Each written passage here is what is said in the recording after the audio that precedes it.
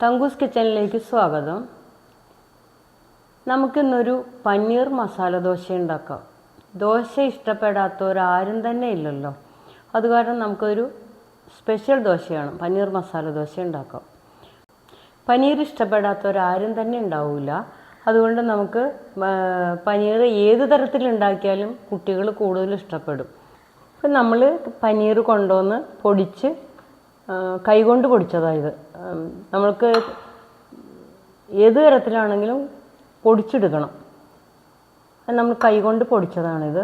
ഈ രീതിയിൽ നമ്മൾ പൊടിച്ചെടുത്തിട്ടുണ്ട്. ഇതേ അതിന് വേണ്ട വസ്തുക്കൾ സാധാരണ ദോശ പോലെ തന്നെ 2 കപ്പ് അരി, 1 കപ്പ് ഉഴുന്ന് അരച്ച ദോശമാവുണ്ട്.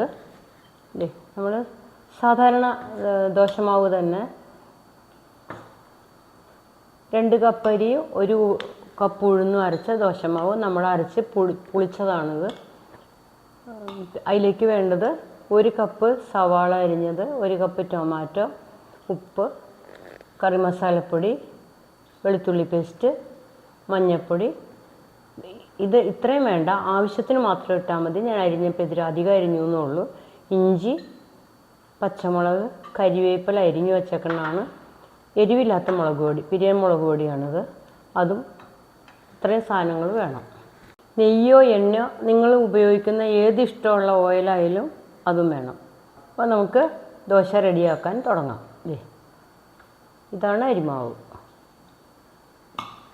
നമ്മൾ മസാല റെഡിയാക്കാനുള്ള പാത്രം അടുപ്പത്തേക്ക് വയ്ക്കാം.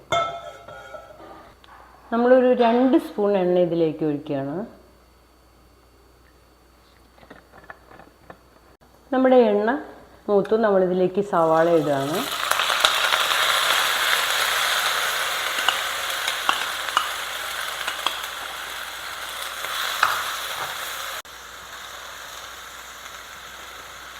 സവാള നമുക്ക് അധികം മൂക്കണ്ട, നന്നായിട്ട് വാടി വന്നാൽ മതി.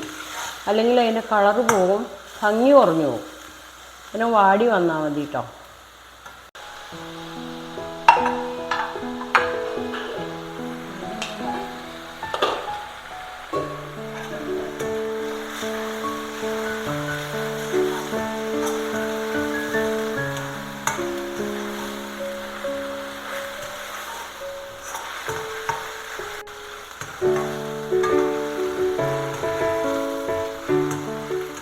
ഇപ്പം നമ്മുടെ സവാള വാടി വന്നു.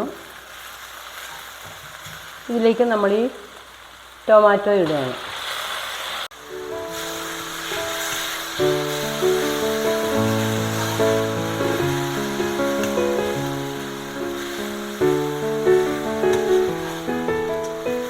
ഇപ്പം നമ്മുടെ ഉള്ളിയും ടൊമാറ്റോയും വാടിക്കഴിഞ്ഞു. നമുക്കതിലേക്ക് കരിവേപ്പില അരിഞ്ഞു വച്ചിട്ടുണ്ടായിരുന്നു, നമുക്കതിലേക്കിടാം. 2-3 പച്ചമുളക്. നിങ്ങൾക്ക് പച്ചമുളക് വേണ്ട, കുട്ടികൾക്ക് ബുദ്ധിമുട്ടാവും കഴിക്കാമെന്നുണ്ടെങ്കിൽ പച്ചമുളക് നമുക്ക് ഒഴിവാക്കാം. ഞാൻ ഇതിനകത്ത് കുറച്ചിടുകയാണ്. ഇഞ്ചിയും അതുപോലെ തന്നെ കുറച്ചിടുകയാണ്.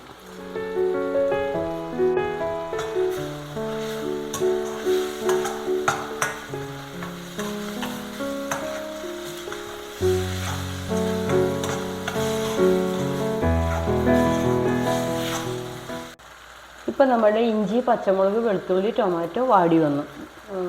ഉടയണ്ട, വാടി വന്നു. അതിലേക്ക് ഞാനൊരു 1/2 സ്പൂൺ വെളുത്തുള്ളി പേസ്റ്റ്, 1/2 സ്പൂണോ 3/4 സ്പൂണായാലും കുഴപ്പമില്ല, നിങ്ങളുടെ ഇഷ്ടത്തിന് ചേർത്ത് 1/2 സ്പൂൺ മഞ്ഞൾപ്പൊടി, 1/2 സ്പൂണല്ല 3/4 സ്പൂണുണ്ട് മഞ്ഞൾപ്പൊടി,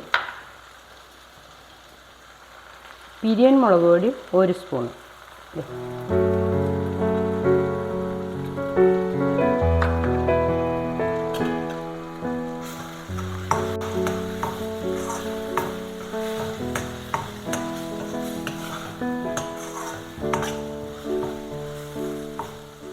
ഇപ്പം നമ്മൾ ഇതിനകത്തേക്ക് 1 സ്പൂൺ ഗരം മസാലപ്പൊടി ചേർക്കുകയാണ്.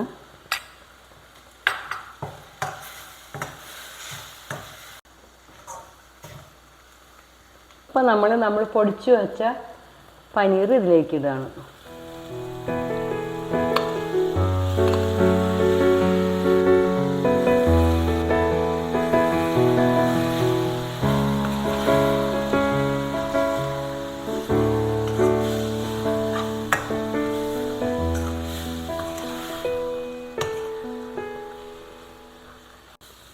പനീറിന് വേവ് അധികമില്ല, അത് കാരണം ഒന്ന് നന്നായിട്ട് ചൂടായാൽ മതി.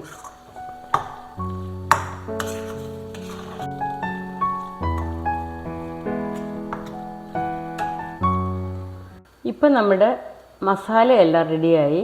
ഇനി നമുക്കിതിലേക്ക് ആവശ്യമുള്ള ഉപ്പ് ഇടുകയാണ് കേട്ടോ.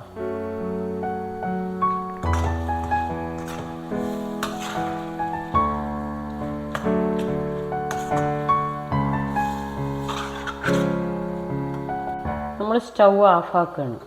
എന്നിട്ട് നമുക്കിത് നന്നായിട്ട് ഇളക്കി യോജിപ്പിക്കാം. ഉപ്പ് എല്ലായിടത്തും വരണ രീതിയിൽ യോജിപ്പിക്കാം.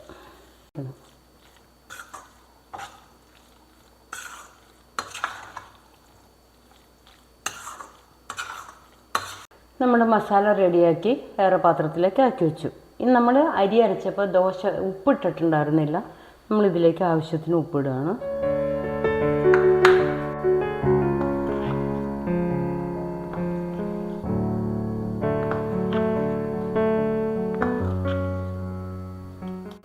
നമ്മൾ സ്റ്റൗ കത്തിച്ചു, ദോശക്കല്ലടപ്പത്ത് വെച്ചു.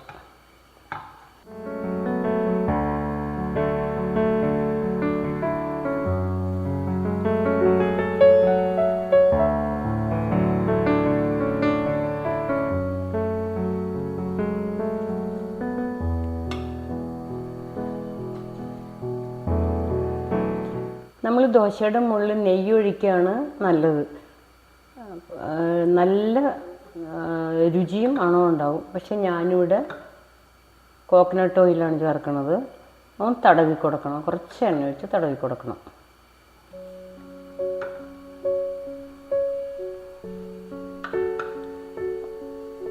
നമ്മൾ മസാല ഇതിലേക്ക് ഇടുകയാണ്.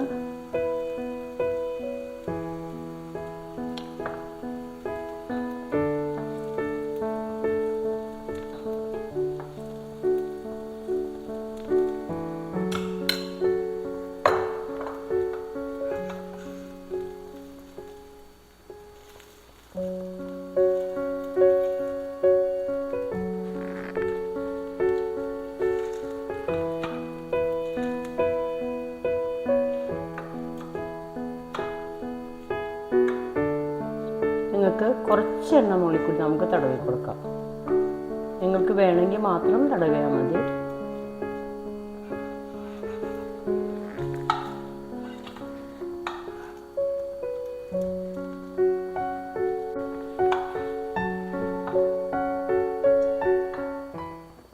ഇപ്പം നമ്മുടെ ആദ്യത്തെ മസാല ദോശ ആയി. രണ്ടാമത്തെ മസാല ദോശ റെഡിയാക്കാൻ പോവുകയാണ്.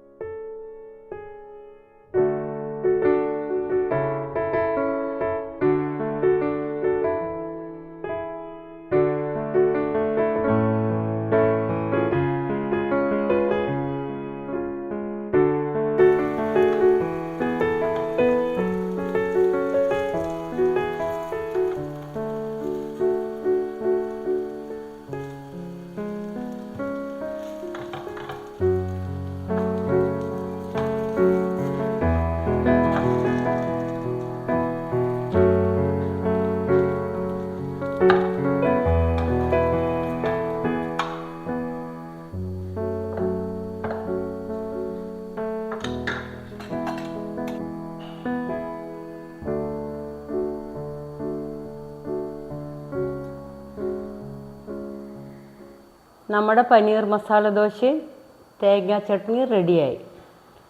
നിങ്ങൾക്ക് ഇഷ്ടപ്പെട്ടാൽ എനിക്ക് ലൈക്ക് ചെയ്യാനും കമൻറ്റ് ചെയ്യാനും മറക്കണ്ട.